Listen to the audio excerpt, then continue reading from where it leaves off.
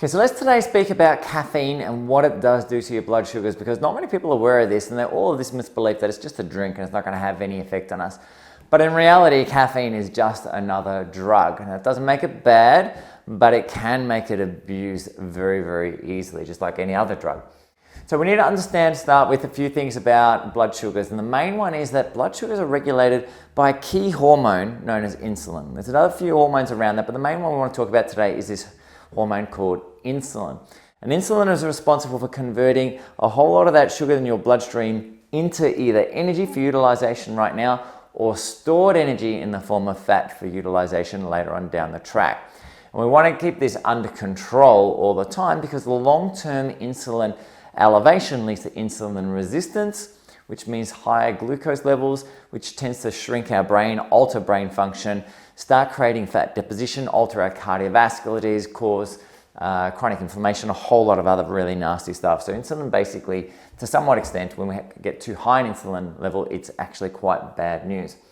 All right, so let's talk about caffeine. So caffeine really has an effect on two key hormones that are important for us right now.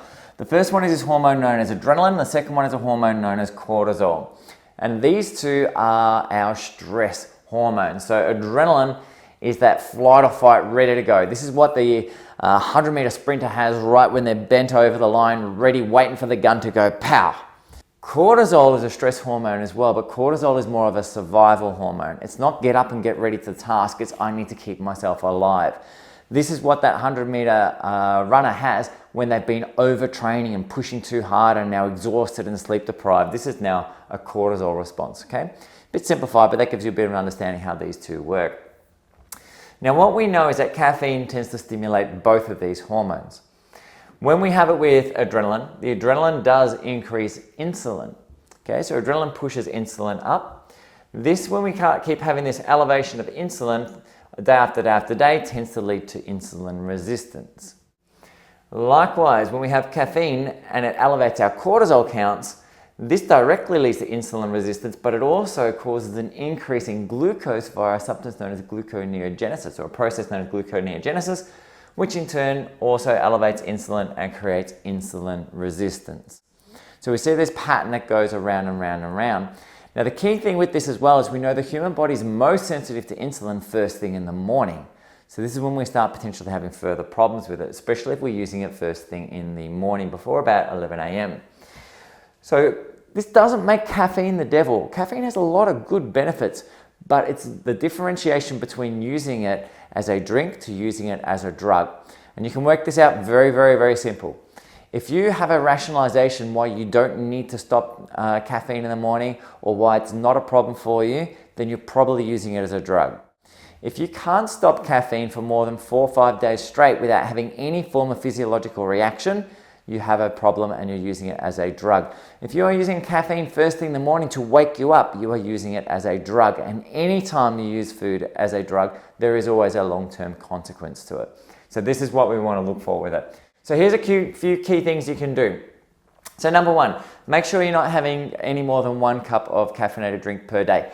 We make an exclusion for green tea because green tea does have some theanine in it, which does actually make it more of a calming agent and negates a lot of these issues, okay? But we want to restrict it to no more than 1 per day. We want to make sure that we're having it after 11 o'clock in the morning. So don't have it first thing in the morning when we're very insulin sensitive. Push it back a little bit beyond that. Ideally, what we're going to do is increase our fat and reduce our carbohydrate intake. By doing this, we can help reduce this insulin resistance and help reduce inflammation, and therefore help negate some of the effects that we can have from having this high amount of carbohydrate or glucose stimulating substance going through our system. There are a few vitamins and minerals and supplements that do help with this as well. So magnesium, fish oil. Fish oil helps negate that inflammatory effect, works tremendously well. Turmeric does the same or similar thing, so does sesame from sesame. Berberine is another amazing substance that works incredibly well. So berberine has been shown to have similar effects to metformin in the human body, which is just one of our herbs.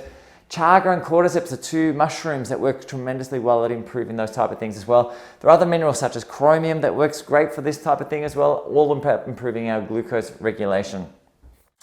The other thing we notice with people that we see come through here is when people are doing this first thing in the morning, they tend to often crash around 3 or 4 o'clock in the afternoon. And if they're crashing around 3 or 4 o'clock in the afternoon, this sometimes comes because the glucose has been destabilized in the morning.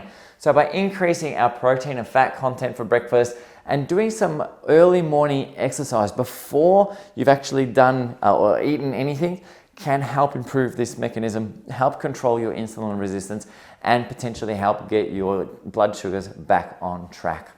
Anyway, guys, if you have any questions about all this stuff, I know caffeine is sometimes a very delicate topic that people like to think does nothing bad at all, but just like anything else, when it's abused, it can be detrimental to your health as well. So if you do have any questions with this, please just pop them down or send me a PM. Always happy to help in any way, shape or form. Otherwise, I'm Trevor Chakuti, and I'll catch you in the next vid. Bye for now.